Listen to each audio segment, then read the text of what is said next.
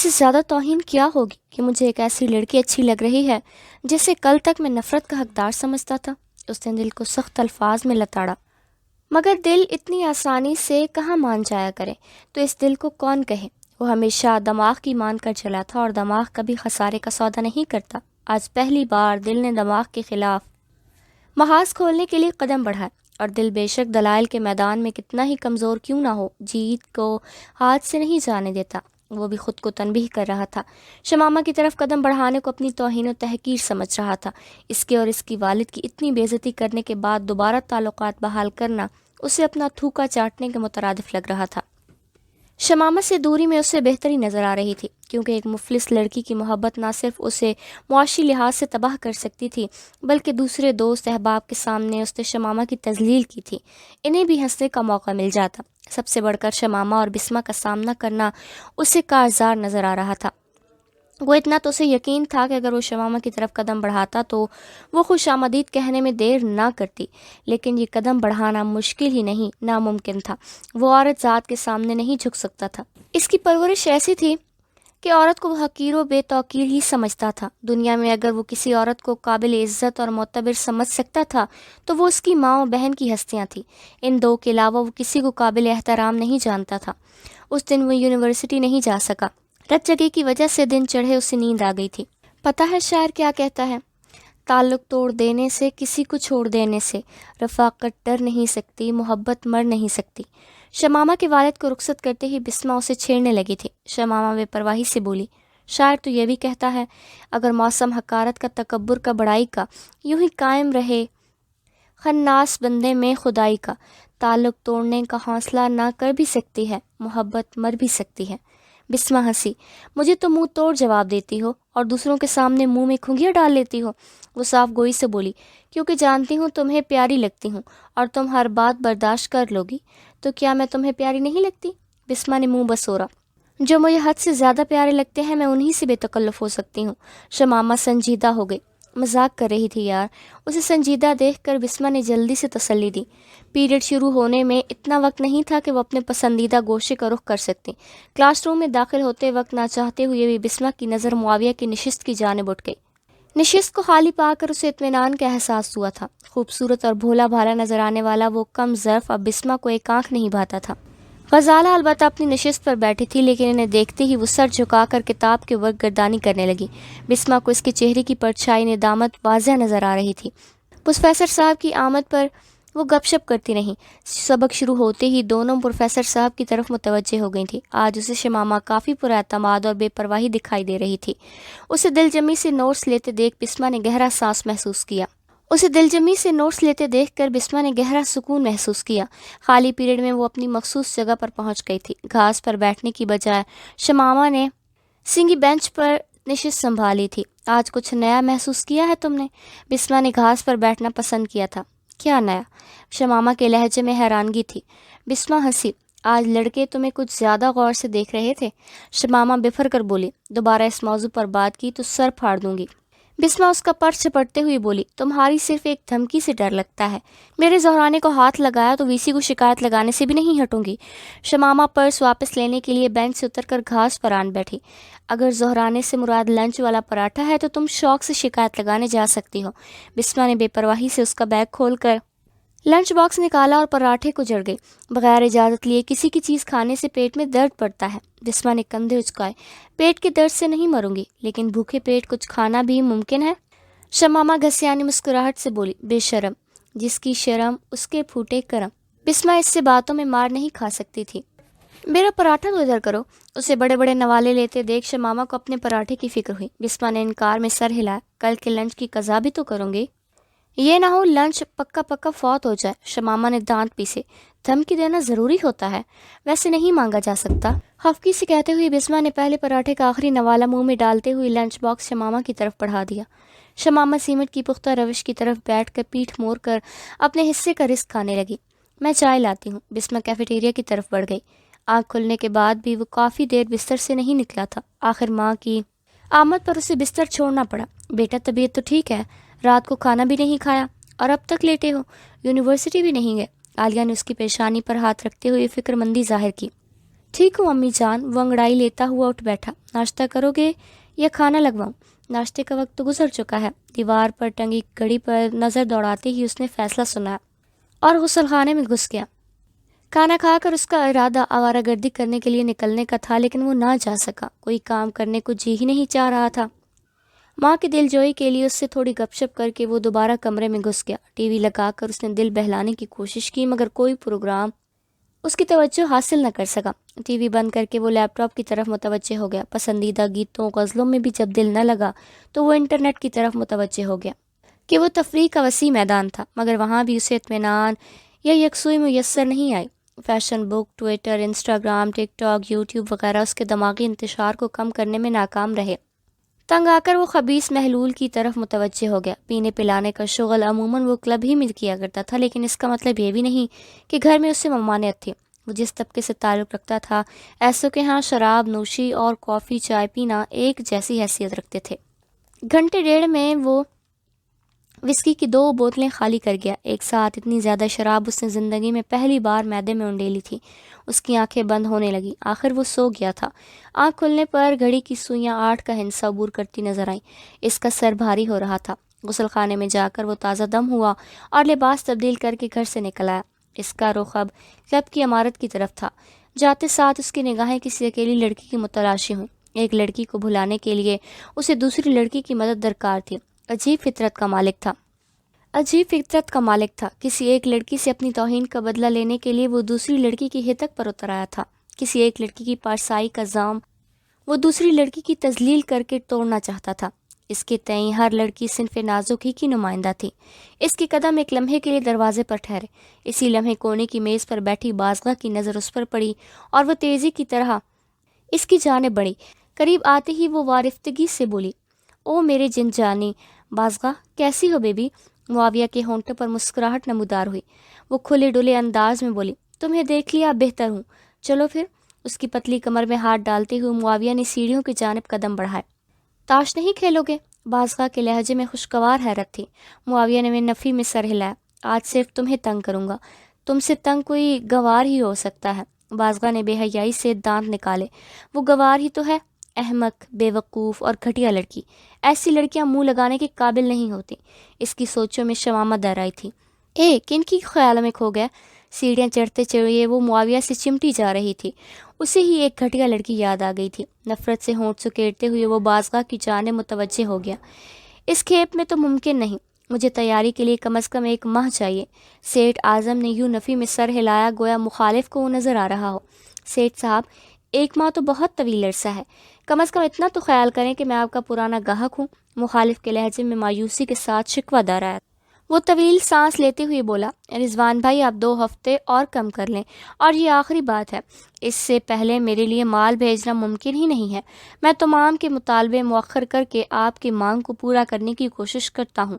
شکریہ سیٹھ صاحب، آپ سے یہی امید تھی۔ رضوان کے لہجے میں ممنونیت تھی۔ ریسیور کریڈل پر رکھ کر سیٹھ اعظم نے تپائی پر رکھا کافی کا مگ اٹھایا۔ چھوٹا سا گھونٹ لیتے ہی مگ واپس تپائی پر رکھتے ہوئے اس نے ملازم کو بلانے کے لیے گھنٹی بجائی اور خود بستر پر پڑے فائلوں کے ڈھیر سے ایک فائل لگا کر وہ گردانی کرنے لگا۔ جی صاحب۔ 2-3 لمحوں بعد ادھیڑ عمر خادمہ نمودار ہوئی۔ کافی ٹھنڈی ہو گئی ہے۔ اس کی جانب دیکھے بغیر وہ دھیرے سے بولا۔ ملازمہ سمجھ جانے کے انداز میں سر ہلاتے ہوئے کافی کا مگ اٹھا کر باہر نکل گئی۔ اس وقت موبائل فون بجنے لگا۔ اس نے بیزاری بھرے انداز میں موبائل فون کی اسکرین پر نگاہ دوڑائی۔ کسی انجان نمبر سے کال آ رہی تھی۔ کال منقطع کرنے کا بٹن دبا کر وہ فائل کی جانب متوجہ ہو گیا، لیکن گھنٹی دوبارہ بجنے لگ گئی۔ اس کے 2-3 بار گھنٹی منقطع کرنے کے باوجود کال کرنے والے نے ہمت نہ ہاری اور مجبوراً اس سے کال ریسیو کرنا پڑی۔ السلام علیکم، یہ اعظم صاحب کا نمبر ہے؟ موبائل فون کان سے لگاتے ہی اس کی سماعتوں میں ایک دلکش نسوانی آواز گونجی۔ جی بول رہا ہوں، قدر حیرانی سے کہتے ہوئے وہ مستفسر ہوا۔ کیا میں آپ کو جانتا ہوں؟ نہیں۔ بولنے والے کے لہجے میں اطمینان تھا۔ میں بھی نام کی حد تک آپ سے واقف ہوں، البتہ آج کے بعد آپ مجھے اپنی محسنہ کے طور پر ضرور یاد رکھیں گے۔ جی بولیں۔ اس کے لہجے میں اشتیاق در آیا۔ آپ کو بازغہ کے بارے میں ایک ضروری اطلاع دینا تھی۔ سیٹھ اعظم کا دل ناخوشگوار انداز میں دھڑکنے لگا تھا۔ بوڑھے خاوند کو نوجوان بیوی کے بارے میں ملنے والی گمنام اطلاع پریشانی کے علاوہ کیا ہو سکتی تھی؟ تھوک نکلتے ہوئے یہ مشکل اس کے ہونٹوں سے برآمد ہوئی۔ سن رہا ہوں۔ آپ کو بازگاہ کے بارے میں ایک ضروری اطلاع دینا تھی۔ سیٹھ اعظم کا دل ناخوشگوار انداز میں دھڑکنے لگا۔ بوڑھے خاوند کو نوجوان بیوی کے بارے میں ملنے والی گمنام اطلاع پریشانی کے علاوہ کیا ہو سکتی تھی؟ تھوک نگلتے ہوئے یہ بمشکل اس کے ہونٹوں سے برآمد ہوا۔ سن رہا ہوں، ڈرامائی انداز میں پوچھا گیا۔ آپ کو معلوم ہے کہ بازگاہ اس وقت کہاں ہے؟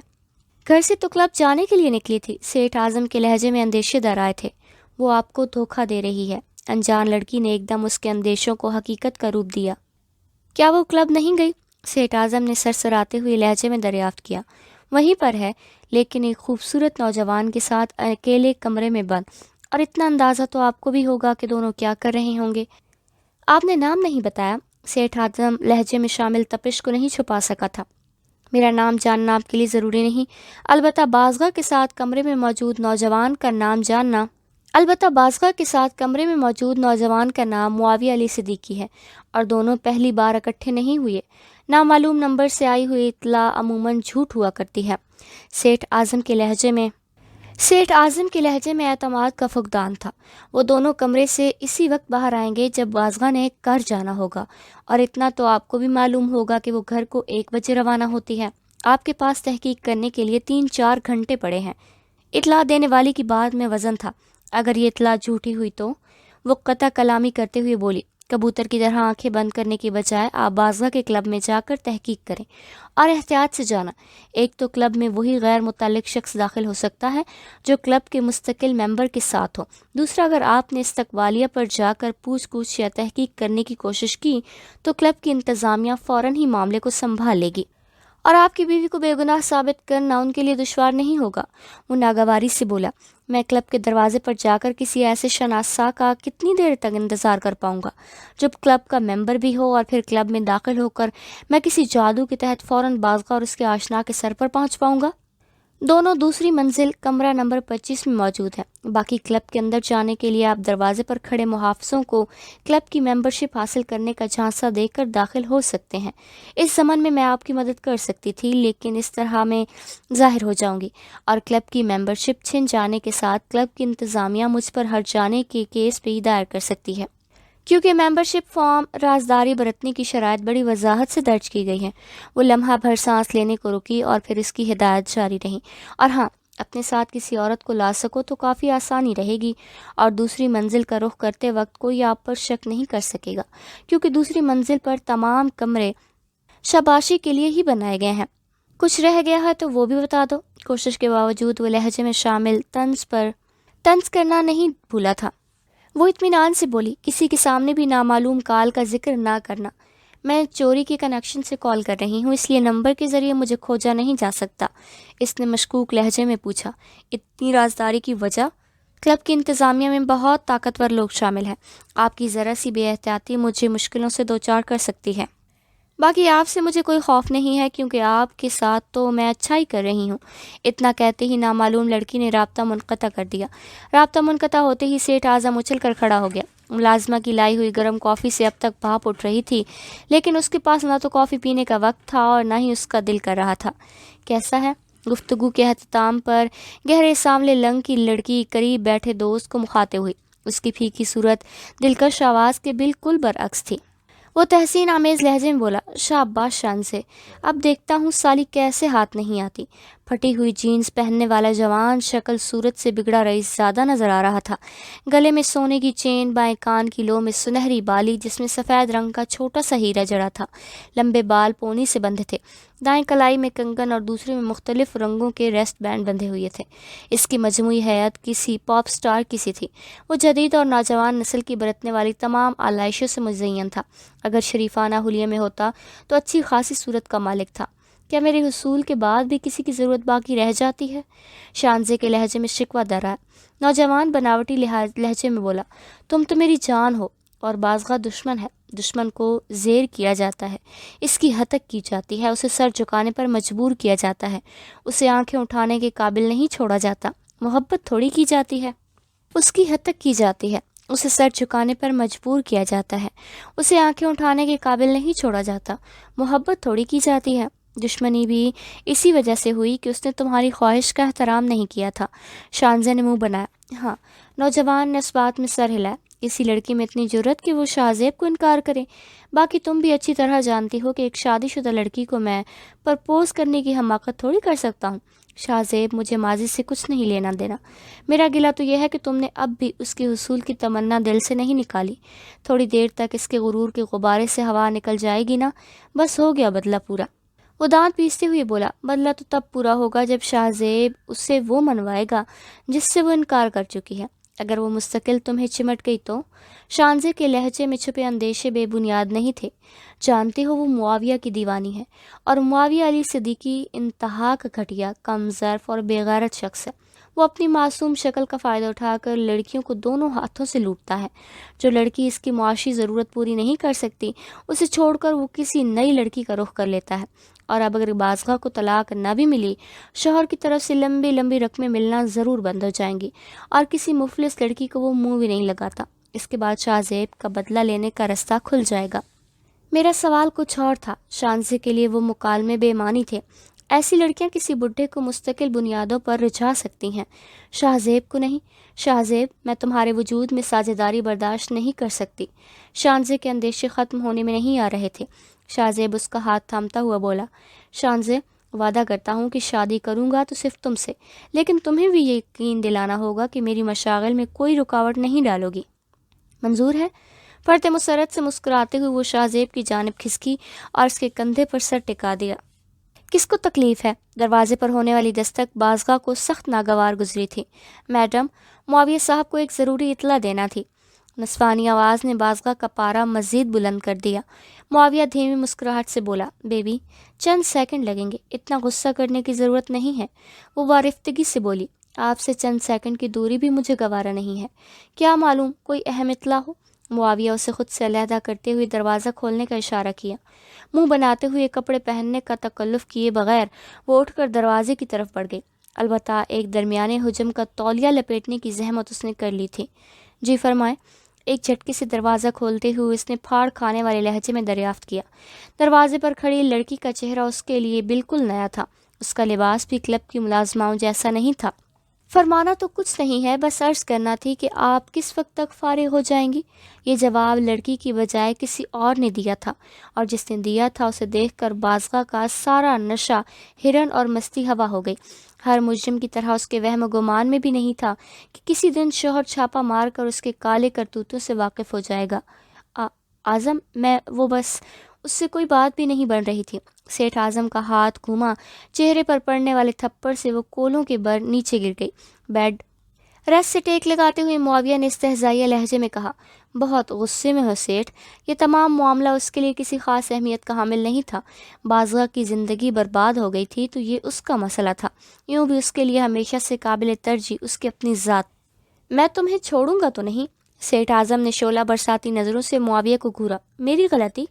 میری غلطی؟ معاویہ نے استہزائیہ مسکراہٹ سے پوچھا، میں تمہاری بیوی کو زبردستی تو یہاں نہیں لایا۔ تم سے کچھ ہو نہیں سکتا تھا، بیچاری اپنی فطری ضرورت کو پورا کرنے پر مجبور تھی، اس لیے غصہ تھوکو اور کسی مستند حکیم سے رابطہ کرو تاکہ آئندہ ایسا کچھ نہ کر سکے۔ اب جو مرضی آئے کرے۔ سیٹھ اعظم نے فرش پر گری بازگاہ کے پہلو میں ٹھوکر رسید کی، جو گرنے کے بعد گھٹنوں میں سر دیے وہیں بیٹھ گئی تھی۔ اس کے دماغ میں سائیں ہو رہی تھی، سوچوں میں انتشار پھیلا ہوا تھا، وہ کچھ بھی سمجھنے کے قابل نہیں رہی تھی۔ اعظم، مجھے صرف ایک موقع دے دو۔ جو ہی سیٹھ اعظم کے جانے کے ارادے سے مڑا، بازگاہ ایک دم اس کے پاؤں سے لپٹ گئی تھی۔ چھوڑو مجھے غلیظ فاحشہ۔ سیٹھ اعظم نے ٹانگ جھٹک کر اسے دور پھینکنا چاہا، مگر وہ سختی سے اس کے پاؤں سے لپٹ گئی۔ صرف ایک موقع دے دو اعظم، میں بھیک مانگتی ہوں۔ بازگاہ دونوں بازو اس کے گھٹنوں کے گرد لپیٹ لیے تھے۔ میں بھٹک گئی تھی، مجھ سے غلطی ہو گئی تھی، صرف ایک بار۔ اگر دوبارہ ایسا کچھ دیکھو تو میرا قتل آپ کو معاف ہے۔ پلیز اعظم، خدا کے لیے معافی دے دو، میں برباد ہو جاؤں گی، مجھے چھوڑ کے نہ جاؤ۔ اس وقت بازگاہ کو اپنی حالت کا بھی ادراک نہیں تھا کہ اعظم کے گھٹنوں سے لپٹنے کی وجہ سے تولیہ اس کے جسم سے علیحدہ ہو گیا تھا۔ دروازہ بند کر دو پروین۔ سیٹھ اعظم نے راہداری میں قدموں کی آواز سن کر ساتھی لڑکی کو اشارہ کیا اور نیچے جھک کر تولیہ بازگاہ کے برہنہ جسم سے لپیٹتے ہوئے وہ سرد لہجے میں بولا، کپڑے پہنو، تمہارے ساتھ گھر چل کر حساب کتاب ہوگا۔ اس کے لہجے میں مفاہمت کی بو محسوس کرتے ہی بازگاہ اچھل کر کھڑے ہوتے ہوئے اپنے کپڑوں کی طرف بھاگی۔ کپڑے پہنتے ہوئے وہ معاویہ کی طرف دیکھنے سے گریز کر رہی تھی۔ اس دوران دروازے پر دستک ہونے لگی تھی۔ دروازہ کھولو، یہاں شور کی آواز کیوں آ رہی ہے؟ دستک دینے والوں کا تعلق یقیناً کلب کی انتظامیہ سے تھا۔ وہاں ہونے والے شور و غل کی خبر انتظامیہ تک پہنچنے میں دیر نہیں لگی تھی۔ بازگاہ کے کپڑے پہنتے ساتھ ہی سیٹھ صاحب نے پروین کو دروازہ کھولنے کا اشارہ کیا۔ دروازے پر کالے سوٹوں میں ملبوس 3 سیکیورٹی اہلکار کھڑے تھے۔ خیریت ہے؟ یہاں سے شور کی شکایت موصول ہوئی ہے؟ ایک کالے سوٹ والے نے مہذب انداز میں پوچھا۔ بالکل خیریت ہے، سیٹھ اعظم اطمینان بھرے لہجے میں بولا، جہاں دیدہ سیٹھ اپنے غصے پر قابو پا چکا تھا۔ سر، آپ کلب کے ممبر نہیں لگتے، یہاں کیا کر رہے ہیں؟ سیکیورٹی اہلکار کا لہجہ بظاہر مؤدب تھا، حالانکہ بیرونی دروازے پر آپ کلب کی ممبرشپ لینے کا بتا کر اندر داخل ہوئے تھے۔ معاویہ سگریٹ سلگاتے ہوئے طنزی انداز میں بولا، بیچارہ بڈھا سیٹھ اپنی نوجوان بیوی کی جاسوسی کرتا پھر رہا ہے۔ چلو۔ گہرا سانس لے کر غصے کو زائل کرتے ہوئے سیٹھ اعظم نے پروین کو باہر نکلنے کا اشارہ کیا۔ بازگاہ کو مخاطب ہونے کی کوشش اس نے نہیں کی تھی۔ ان کے قدم بڑھاتے ہی بازگاہ سر جھکائے ان کے پیچھے چل پڑی۔ بیبی، واپسی کا ارادہ ہو تو میں 1 بجے تک یہیں ملوں گا۔ معاویہ نے سیٹھ اعظم کو سلگانے کی کامیاب کوشش کی۔ سیٹھ اعظم نے مڑ کر ایک قہر آلود نگاہ اس پر ڈالی اور آگے بڑھ گیا۔ اس وقت معاویہ کا وہ فکرہ بازگاہ کو بھی بہت برا لگا تھا، مگر وہ کچھ کہنے کی حالت میں نہیں تھی۔ البتہ اس نے معاویہ کو ملامتی نظروں سے گھورتا ضرور تھا۔ معاویہ بے شرمی سے ایک آنکھ میچ کر ڈھٹائی سے مسکرا دیا۔ سر، سب خیریت ہے نا؟ سیٹھ اعظم اور دونوں لڑکیوں کے باہر جاتے ہی سیکیورٹی اہلکار نے معاویہ سے پوچھا۔ بالکل، بے پرواہی سے کہتے ہوئے معاویہ نے اسے باہر جانے کا اشارہ کیا اور اپنے لیے جام بھرنے لگا۔ کلب کی عمارت سے باہر آتے ہی اس نے موبائل فون نکالا اور انسپکٹر کامران کو کال کرنے لگا۔ میں چوک میں آپ کا منتظر کھڑا ہوں۔ انسپکٹر کامران نے کال وصول کرتے ہی اپنی جگہ کے بارے میں بتایا۔ مذکورہ چوک کلب کی عمارت سے 1 فرلانگ ہی دور تھی۔ پروین، تم اس کی کار لے کر چلی جاؤ۔ سیٹھ اعظم بازگاہ نام لینا تو درکنار اس کی طرف دیکھنے سے بھی گریز کر رہا تھا۔ جی سر، کہہ کر پروین نے بازگاہ کے ہاتھ سے کار کی چابی پکڑ لی، جو سیٹھ اعظم کی بات سنتے ہی اس نے پرس سے نکال کر پروین کی جانب بڑھا دی۔ اس خبیث کی کار کون سی ہے؟ پروین کے جاتے ہی سیٹھ اعظم نے درشتگی سے پوچھا۔ بازگاہ نے پارکنگ میں نگاہ دوڑائی اور ندامت بھرے انداز معاویہ کے سرخ سپورٹس کار کی جانب اشارہ کیا۔ کار کا نمبر پڑھ کر سیٹھ اعظم اپنی کار میں بیٹھا اور بازگاہ کے لیے اگلی سیٹ کا دروازہ ان لاک کر دیا۔ وہ سر جھکائے خاموشی سے اندر بیٹھ گئی تھی۔ کار کے آگے بڑھتے ہی وہ سسکیاں لیتے ہوئے آنسو بہانے لگی، اور یہ عورتوں کا وہ آزمودہ مجرب نسخہ ہے جس کے نتائج ہمیشہ بہتر نکلتے ہیں۔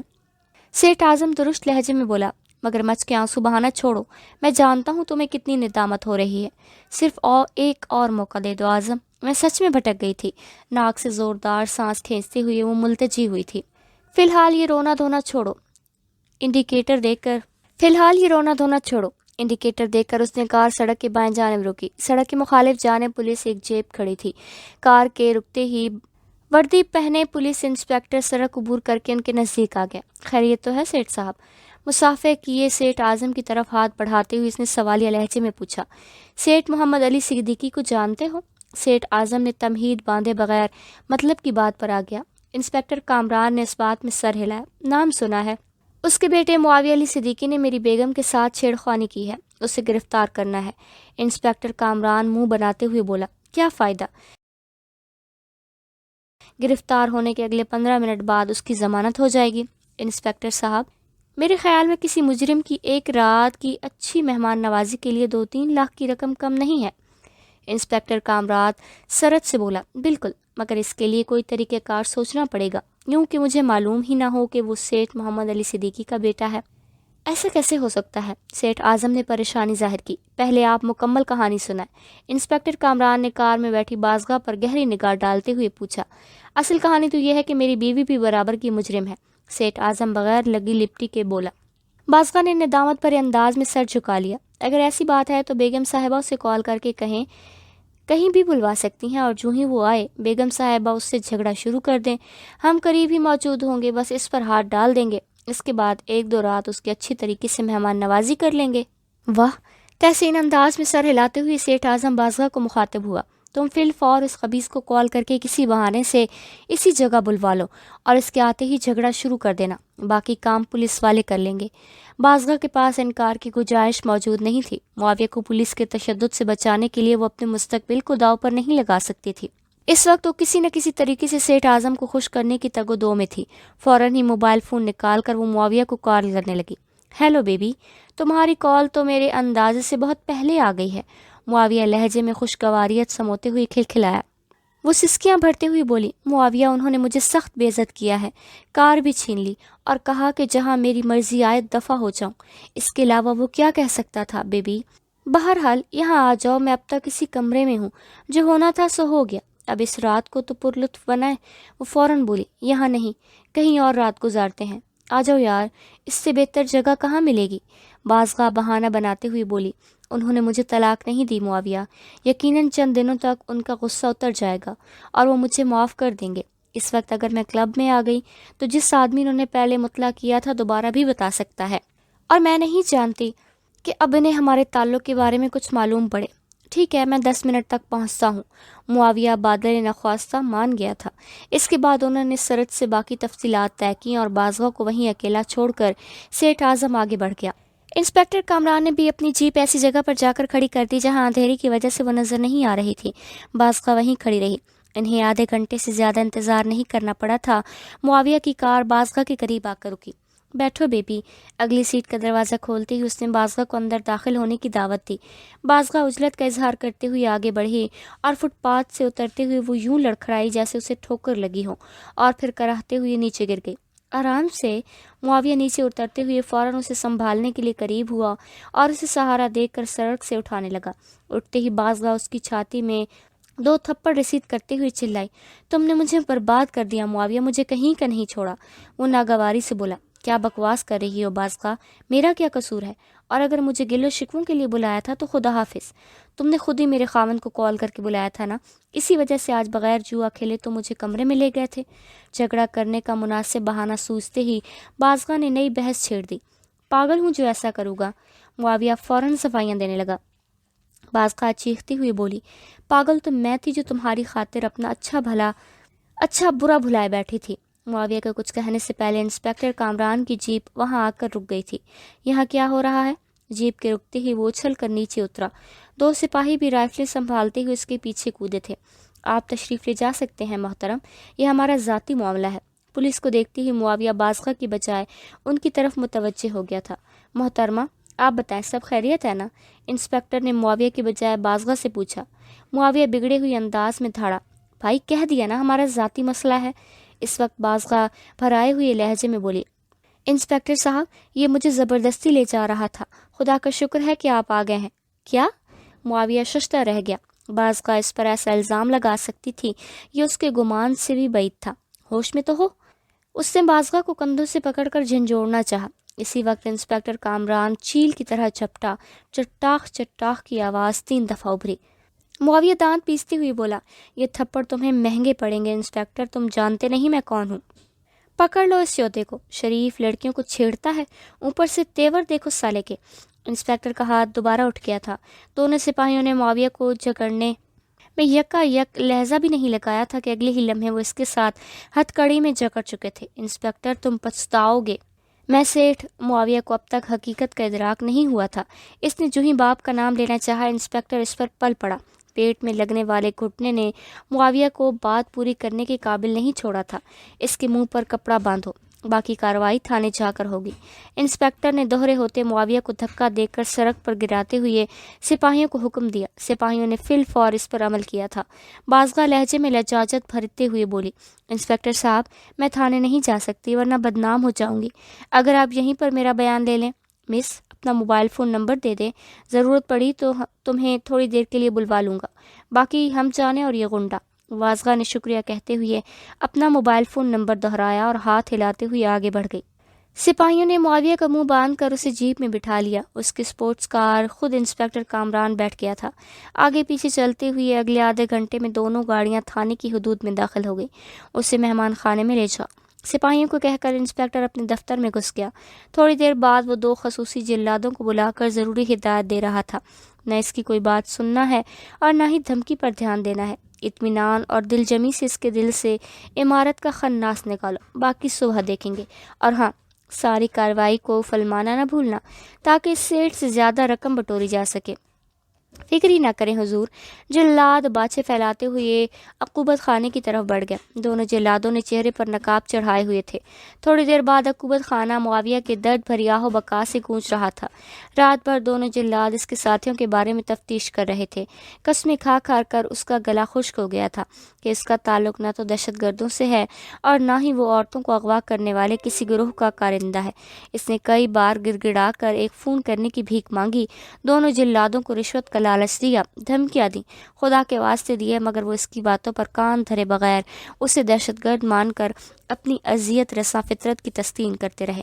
اس دوران معاویہ کئی بار بے ہوش ہوا تھا، لیکن وہ اسے پھر ہوش میں لا کر اپنی کارروائی میں مشغول ہو جاتے۔ صبح صادق کے وقت انہوں نے معاویہ کی بندشیں کھولی اور اسے گھسیٹتے ہوئے حوالات میں لا کر پھینک دیا۔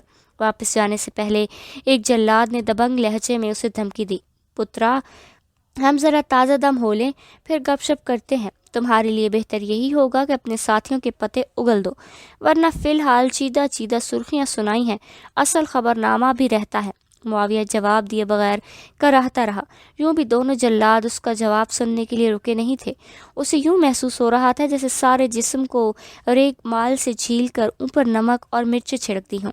ایسی اذیت اور تشدد سے اس کا زندگی میں پہلی بار واسطہ پڑا تھا۔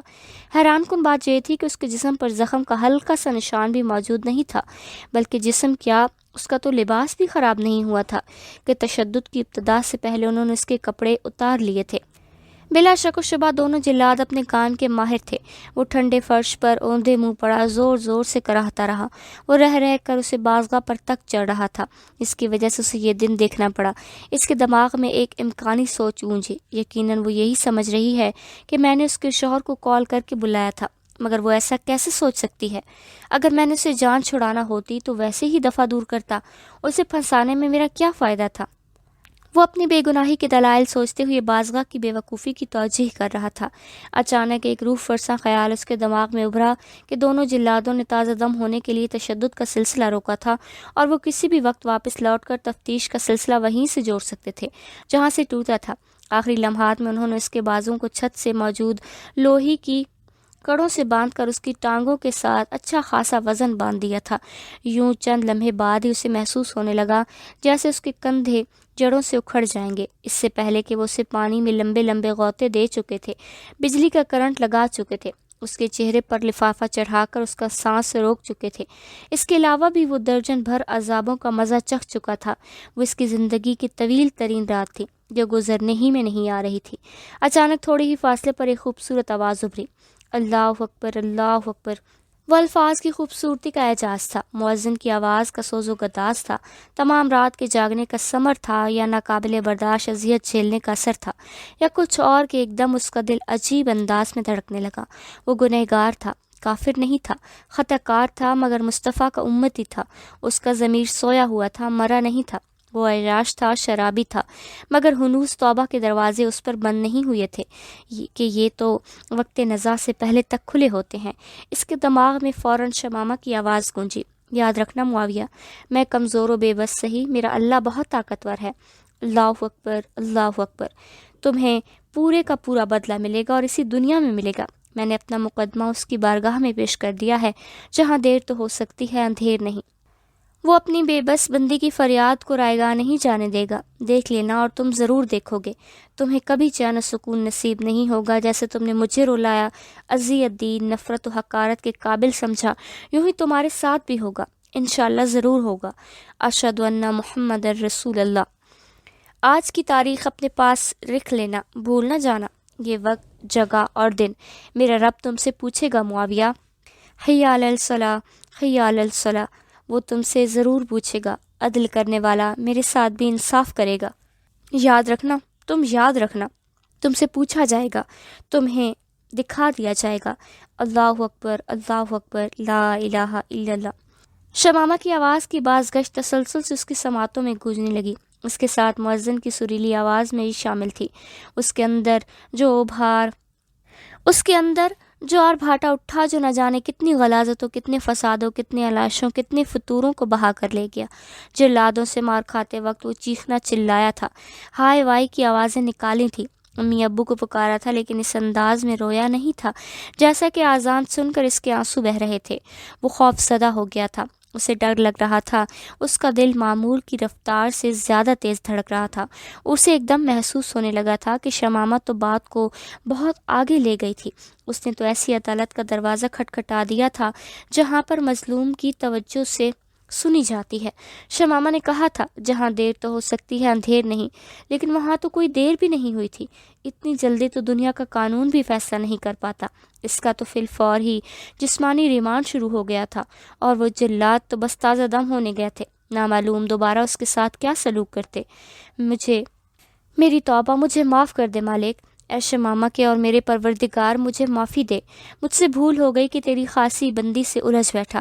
اے مالک، ایسا نادانستگی سے ہوا ہو، مجھ سے بھول ہو گئی، ایک بار معاف کر دے، دوبارہ اسے بالکل تنگ نہیں کروں گا، تیری قسم اپنے کیے کی معافی مانگوں گا۔ وہ دبی زبان میں گڑ گڑاتا رہا، معافیاں مانگتا رہا، آنسو بہاتا رہا۔ یقیناً آج اس کے رونے کی باری تھی۔ آج دوسرا دن ہے، وہ یونیورسٹی نہیں آ رہا، معلوم ہوتا ہے اپنے فیل پر نادم ہے۔ چھٹی کے وقت پارکنگ کا رخ کرتے ہوئے بسمہ نے خیال ظاہر کیا۔ آخر تمہیں بیماری کیا ہے؟ شمامہ ضد ہو کر بولی تھی۔ جب درخواست کی تھی کہ نہ گزری باتوں کو دہرائیں گے اور نہ ہی کسی غیر کا ذکر ہوگا۔ سوری یار، میں تو یوں ہی، بسمہ ندامت کے اظہار کرنے لگی تھی۔ ایک دم شمامہ نے قطع کلامی کی۔ تمہاری سالگرہ میں نہیں آ سکوں گی۔ یقیناً وہ اس موضوع پر بسمہ کی معذرت سننے کی بھی روادار نہیں تھی۔ یہ بھلا کیا بات ہوئی؟ بسمہ نے خفگی کے اظہار میں سستی نہیں برتی تھی۔ یہ غیر اسلامی رسم ہے بسمہ، اسلام میں اس قسم کی فضولیات کی کوئی گنجائش نہیں ہے، اور دیکھا جائے تو زندگی کا 1 سال کم ہونے کی خوشی منانا کہاں کی عقل مندی ہے۔ کمی نہیں محترمہ، میری عمر میں 1 برس کا اضافہ ہوا ہے۔ 20 کی تھی اور اب پورے 21 کی ہو گئی ہوں۔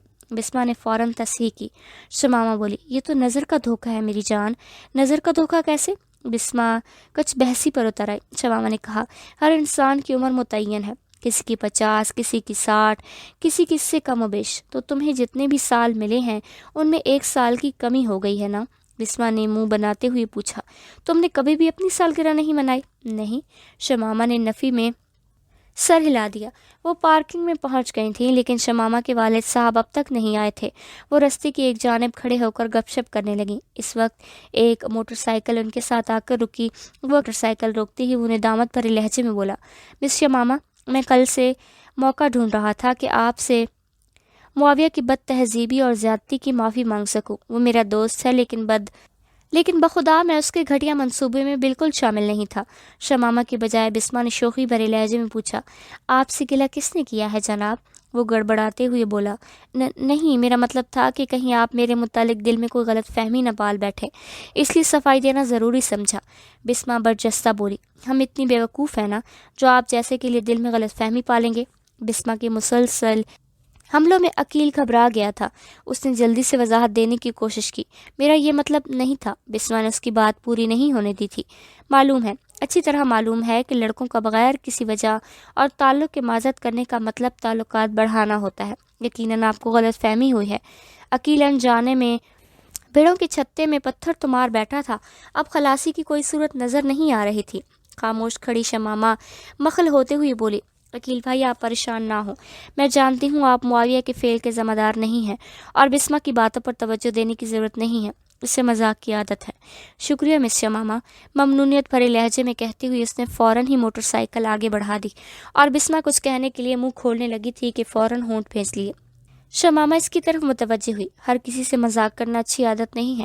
میں نے بالکل بھی مذاق نہیں کیا محترمہ، میں مکمل طور پر سنجیدہ تھی، بالکل اتنی ہی سنجیدہ جتنا تمہارا لایا پراٹھا کھاتے وقت ہوتی ہوں۔ اور برا نہ منانا، کل سے اس قسم کے نمونے تم سے گفتگو کے بہانے ڈھونڈ رہے ہیں۔ ہر کوئی معاویہ کی غلطی کی معافیا مانگتا پھر رہا ہے، گویا تمام معاویہ کے سرپرست ہوں۔ پھر وہی واہیات گفتگو۔ سر جھٹکتے ہوئے شمامہ کار کی طرف بڑھ گئی تھی جو اس وقت ان کے سامنے آ کر رکی۔ سیٹھ اعظم کی کوٹھی سے نکلتے وقت 4 لاکھ کی خطیر رقم انسپکٹر کامران کے پاس موجود تھی۔ وہ صبح معاویہ کی ویڈیو کے ساتھ اس کی کوٹھی پر پہنچ گیا تھا۔ ویڈیو دیکھ کر سیٹھ اعظم نے پسندیدگی کا اظہار کیا تھا۔ دفتر جانے سے پہلے انسپکٹر کامران نے گھر جا کر رقم کو خفیہ تجوری میں رکھا اور دفتر روانہ ہو گیا۔ دفتر میں داخل ہوتے ہی کرسی سنبھالتے سے پہلے اس نے معاویہ کو بلا بھیجا تھا۔ وہ بڑی مشکل سے وہاں تک چل کے آیا تھا۔ اسے دیکھتے ہی انسپکٹر کامران کے ہونٹوں پر معنی خیز مسکراہٹ ابھری۔ کیا خیال ہے جوان، اپنے گروہ کے وقیع افراد کے نام بتانے ہیں یا ہمارے آدمیوں کو ایک اور رات بے آرام ہونا پڑے گا۔ ایک اور رات کا سن کر معاویہ کے رونگٹے کھڑے ہو گئے۔ وہ گلوگیر لہجے میں بولا، انسپکٹر صاحب قسم لے لیں میرا تعلق کسی گروہ سے نہیں ہے۔ اس لڑکی نے بالکل بے بنیاد الزام لگایا ہے۔ بکواس بند کرو، تم ایک معزز خاتون پر الزام لگا رہے ہو۔ وہ سیٹھ اعظم احسان کی بیوی ہے، کیا وہ جھوٹ بول رہی ہے؟ اور پھر میں نے خود تمہیں رنگے ہاتھوں پکڑا ہے۔ انسپکٹر کامران نے مصنوعی غصے کا اظہار کیا، لیکن اس وقت معاویہ مصنوعی اور حقیقی غصے کی پہچان کی حالت میں نہیں تھا۔ اس نے ڈرتے ڈرتے منہ کھولا، انسپکٹر صاحب میں بھی سیٹھ محمد علی صدیقی کا بیٹا ہوں، کوئی لوفر لفنگا نہیں ہوں۔ کیا؟ انسپکٹر کامران نے حیرت کے اظہار کے لیے اچھل کر کرسی سے کھڑا ہونا ضروری سمجھا۔ تم سچ میں سیٹھ محمد علی صدیقی کے بیٹے ہو؟ جی سر۔ اس مرتبہ معاویہ کے لہجے میں اعتماد در آیا۔ انسپکٹر نے مشکوک لہجے میں کہا، اگر یہ جھوٹ ہوا تو یاد رکھنا تمہارے جسم سے کھال کھینچ کر اس میں بھس بھروا دوں گا۔ معاویہ نے لجاجت سے کہا، آپ مجھے صرف ایک کال کرنے کی اجازت دیں۔ ایک لمحہ اسے گھورنے کے بعد انسپکٹر کامران نے میز پر رکھا معاویہ کا موبائل فون اس کی جانب بڑھا دیا۔ شکریہ سر، ممنونیت بھرے لہجے میں کہتے ہوئے اس نے موبائل فون آن کیا اور کانپتے ہاتھوں سے والد کو کال ملانے لگا۔ کال وصول کرتے ہوئے اس کے والد کی تفتیش شروع ہو گئی تھی۔ معاویہ تم کہاں ہو اور تمہارا نمبر کیوں بن جا رہا ہے؟ بے پرواہی کی بھی حد ہوتی ہے یار، پہلے تم 3-4 بجے تک آ جاتے تھے اور آج رات پوری ہی غائب رہے۔ ابو جان میں تھانے میں ہوں، آپ فوراً یہاں آ جائیں۔ اس نے قطع کلامی کرنا مناسب نہیں سمجھا۔ والد کی خاموش ہونے کے بعد ہی اس نے زبان کھولی، تھانے؟ کون سے تھانے؟ اور تم وہاں کیا کر رہے ہو؟ سیٹھ محمد علی پریشان ہو گئے تھے، آپ یہاں آئیں گے تو سب پتہ چل جائے گا اور امی جان کو بتانے کی ضرورت نہیں ہے۔ یہ کہتے ہوئے معاویہ نے متعلقہ تھانے کے بارے میں بتا دیا۔ میں آ رہا ہوں، سرحد سے کہتے سیٹھ محمد علی نے رابطہ منقطع کر دیا۔ بیٹھو۔ رابطہ منقطع ہوتے ہی انسپکٹر کامران نے کرسی کی طرف اشارہ کیا۔ شکریہ کہہ کر وہ جھجکتے ہوئے بیٹھ گیا۔ ایک رات حوالات میں گزارتے ہی اسے پولیس کی اختیارات کا اندازہ ہو گیا تھا۔ 2 پیالی چائے لے آؤ۔ انسپکٹر کامران نے دروازے پر متعین سپاہی کو کہا۔ معاویہ کے ساتھ اس کا رویہ ایک دم دوستانہ ہو گیا۔ معاویہ دل ہی دل میں خود کو کوسنے لگا کہ وہ کل انسپکٹر کو اپنا تعارف کیوں نہ کرا سکا۔ بیچارہ اصل بات سے ناواقف تھا۔ سیٹھ محمد علی کے وہاں پہنچنے تک وہ چائے پی چکے تھے۔ اس دوران معاویہ انسپکٹر کامران کو اصل بات بتا چکا تھا۔ سیٹھ محمد علی وہاں آتے ہی انسپکٹر کامران پر بگڑنے لگا تھا۔ سیٹھ صاحب جو ہو گیا اسے جانے دیں اور پہلی فرصت میں جا کر بیٹے کی ضمانت کا بندوبست کروائیں۔ باقی غلطی تو آپ کے بیٹے کی ہے، ایک تو وہ ایسی لڑکیوں سے تعلق ہی کیوں رکھتا ہے، دوسرا اس نے فوراً اپنا تعارف کیوں نہیں کروا دیا تاکہ میں آپ کو بلوا لیتا۔ یہ تو ہے ہی احمق۔ محمد علی نے تا دیتی نظروں سے معاویہ کو گھورا۔ معاویہ روحان سے لہجے میں بولا، ابو جان میں نے کوشش کی تھی مگر کوئی میری سن ہی نہیں رہا تھا۔ انسپکٹر صاحب مجھے دال میں کچھ کالا لگ رہا ہے۔ سیٹھ محمد علی کا لہجہ مشکوک سا تھا۔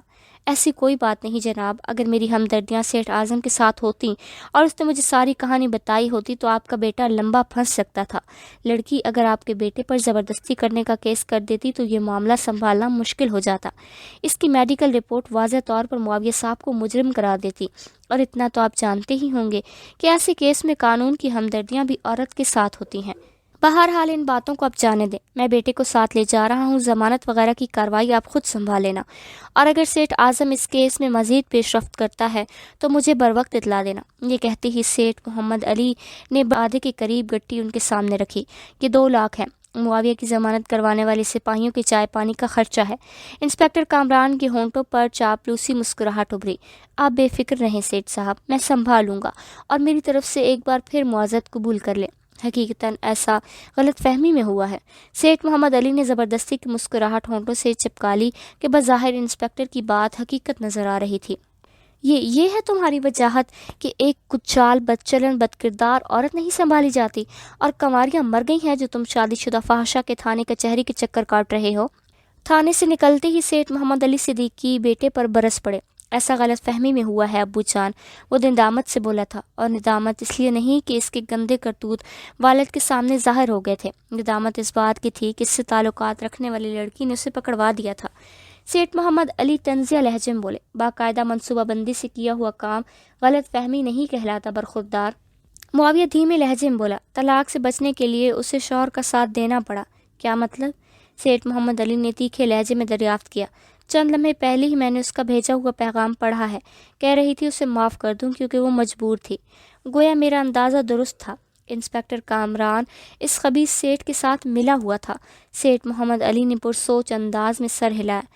بہرحال اچھا ہوا، کم از کم تمہیں بہترین سبق مل گیا ہے۔ اس مرتبہ معاویہ نے جواب دینے کی ضرورت محسوس نہیں کی۔ اسے گھر چھوڑ کر سیٹھ محمد علی دفتر چلے گیا۔ عالیہ بیگم اس واقعے سے لائم تھی، اس وجہ سے معاویہ کی جان اذیت ناک سوالات سے چھوٹ گئی۔ اپنے لنگڑا کر چلنے کا ذمہ دار اس نے چھوٹے سے حادثے کو ٹھہرایا جو مخالف ڈرائیور کی غلطی کی وجہ سے پیش آیا، اور تبھی اسے یاد آیا کہ وہ اپنی کار تھانے بھول آیا ہے۔ عالیہ بیگم نے کسی تقریب میں جانا تھا، اس لیے وہ مزید تفتیش مؤخر کر کے گھر سے نکل گئی۔ معاویہ نے ڈرائیور کو بلا کر متعلقہ تھانے سے کار لانے کا کہا اور خود اپنے خاندان ڈاکٹر کو بلانے کے لیے کال کرنے لگا۔ ڈاکٹر کی آمد تک وہ ملازمہ سے پرتکلف ناشتہ منگوا کر فریاد کرتے پیٹ کو منا چکا تھا۔ ڈاکٹر وہ کال پر تفصیل بتا چکا تھا تاکہ وہ مخصوص دوائیاں وغیرہ ساتھ لے آتا۔ ڈاکٹر نے اس کا مکمل جسمانی معائنہ کر کے درد کش ٹیکہ لگایا اور 2-3 خوراکیں گولیوں کی دے کر رخصت ہو گیا۔ درد کش گولیوں کے ساتھ سکون آور گولیاں بھی شامل تھیں کہ تھوڑی دیر میں وہ گہری نیند سو چکا تھا۔ اس کی آنکھ شام کو کھلی۔ ماں کے سوالات سے جان چھڑانے کے لیے رات کا کھانا اس نے خوابگاہ میں منگوا لیا، لیکن 2-3 نوالوں سے زیادہ نہیں کھایا گیا۔ رات بھر وہ بستر پر کروٹیں بدلتے سوچوں میں کھویا۔ سوچوں کا آغاز شمامہ کی ذات سے ہوا تھا۔ بقیہ رات اس کی سوچوں سے جان چھڑاتے گزری۔ اس کی یادیں سیلابی ریلے کی مانند دماغ کی گلیوں میں تباہی پھیلا رہی تھیں۔ نہ تو حسیناؤں کے ساتھ گزارے وقت کی خوشگوار یاد اس ریلے کے سامنے بند باندھ سکی، اور نہ شمامہ کو گھٹیا جاہل گوار سمجھنا کسی کام آ سکا، ورنہ اپنی وجاہت عمارت خودداری اس کے خناس نے کوئی فائدہ پہنچایا تھا۔ ایک ہی دن میں اس کی محبت یوں کھل کر سامنے آ گئی تھی جیسے نافرمان جوان اولاد چھاتی تانے باپ کا سامنا کرتی ہے۔ بین الاقوامی اصول ہے کہ پہلی نظر میں ہونے والی محبت سب سے پہلے انسان کی سوچنے سمجھنے کی صلاحیت پر اثر انداز ہوتی ہے، اور شمامہ کو پہلی بار دیکھنے پر وہ بھی اپنے اصول و ضوابط بھلا بیٹھا تھا۔ جو فعل حماقت لگتا تھا اب دل اس کے حق میں دلال دے رہا تھا، جو بات غلط لگتی تھی وہ اب ٹھیک لگ رہی تھی، جیسا کرنے کے بارے میں اس نے کبھی سوچا بھی نہیں تھا اب کر رہا تھا۔ ناجائز و جائز ہو چکا تھا، فضول ضروری لگ رہا تھا، بیکار ناگزیر ہو چکا تھا۔